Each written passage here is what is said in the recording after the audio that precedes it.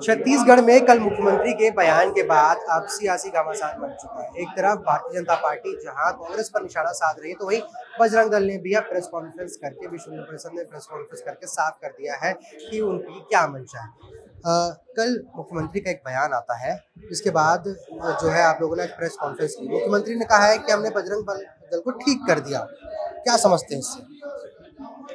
रही बात बजरंग दल को ठीक करने की, सबसे पहले मैं ये पूछना चाहूंगा, बजरंग दल ने क्या गलत किया जिसको आपने ठीक किया? इसको स्पष्ट करिए आप मुख्यमंत्री जी। ये बातों बातों में करने वाली बात नहीं है। आप इसको स्पष्ट करें कि बजरंग दल ने क्या गलत किया था जिसको आप ठीक करने की बात करते हैं। रही बात ठीक करने की, तो ठीक हमको क्या करेंगे आप? इस देश की जनता ने कांग्रेस को ठीक कर दिया। आप पूरे देश में हुआ करते थे, आपका बहुमत हुआ करता था। आज आप कहां पर है, किस परिस्थिति में है, किस स्थिति में है, वो आप खुद देखें। देश की जनता ने आपको ठीक कर दिया है।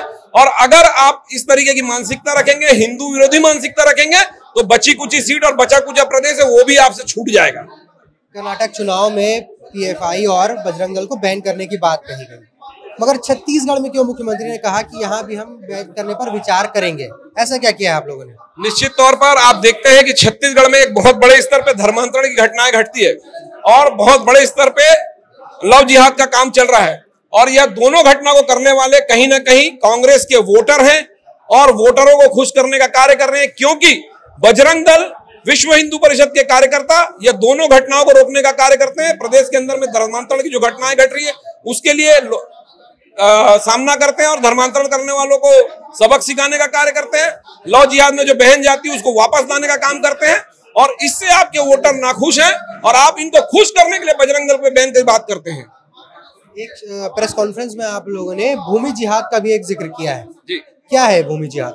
ये एक प्रकार से जो रोहिंग्या, बांग्लादेशी और अन्य प्रांतों से आए हुए इस्लामिक लोग हैं, वो यहाँ की बहनों के साथ में प्रेम जाल में फंसा करके उनके साथ में विवाह करना और उनके जो परिवार की संपत्ति है वो संपत्ति कभी पूरे बच्चों की होती है, तो जो लड़कियों का हिस्सा होता है उस पर अपना अधिकार जताना और अपने फिर अधिकार के साथ में दामाद होने के नाते में अपने ससुर से बोल करके अपने नाम में करवाना और बड़ी बड़ी संपत्तियों को अपने नाम में करवा करके इसको लैंड जिहाद कहते हैं।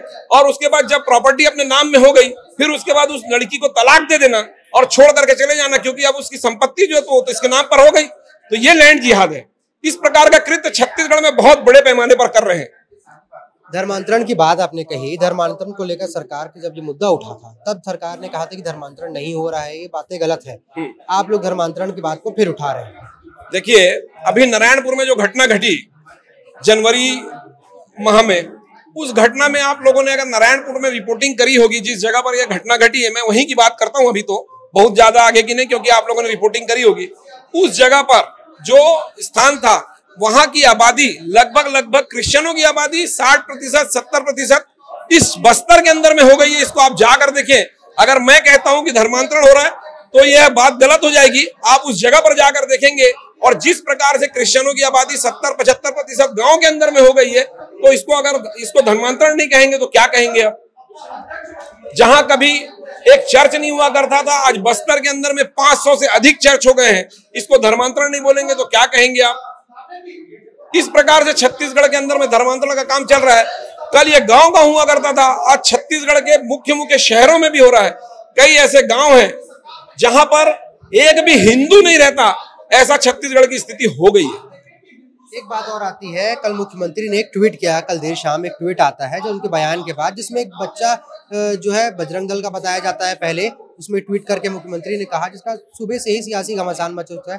आप लोगों ने उस बच्चे के बारे में भी पता लगाया है, क्या है वो बच्चा, कौन है, क्या बजरंग दल के सदस्य है वो? देखिए, मैंने आप लोगों को स्पष्ट होगा कि बजरंग दल की उम्र है 18 साल से 35 वर्ष।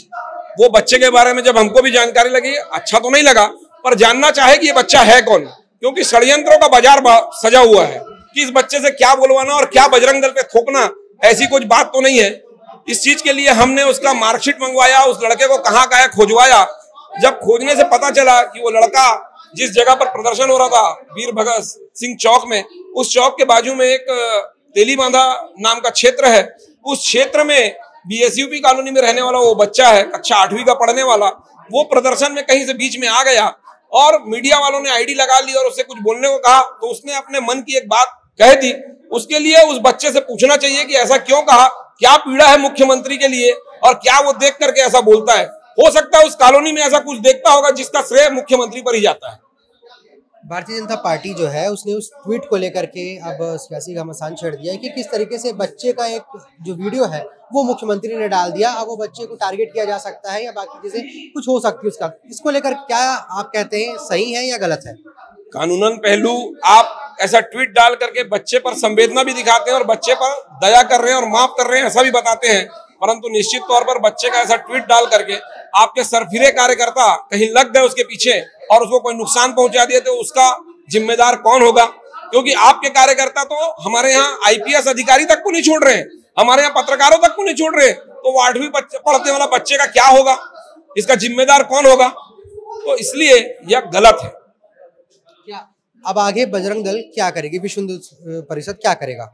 निश्चित तौर पर पूरे देश भर में प्रदर्शन किया गया है और आने वाले शनिवार के दिन हम संपूर्ण छत्तीसगढ़ के अंदर में हनुमान चालीसा का पाठ हर मंदिर में करेंगे हिंदू समाज के साथ में, यह घोषणा की है, क्योंकि बजरंग दल धार्मिक संगठन है और धार्मिक कार्य ही करेगा।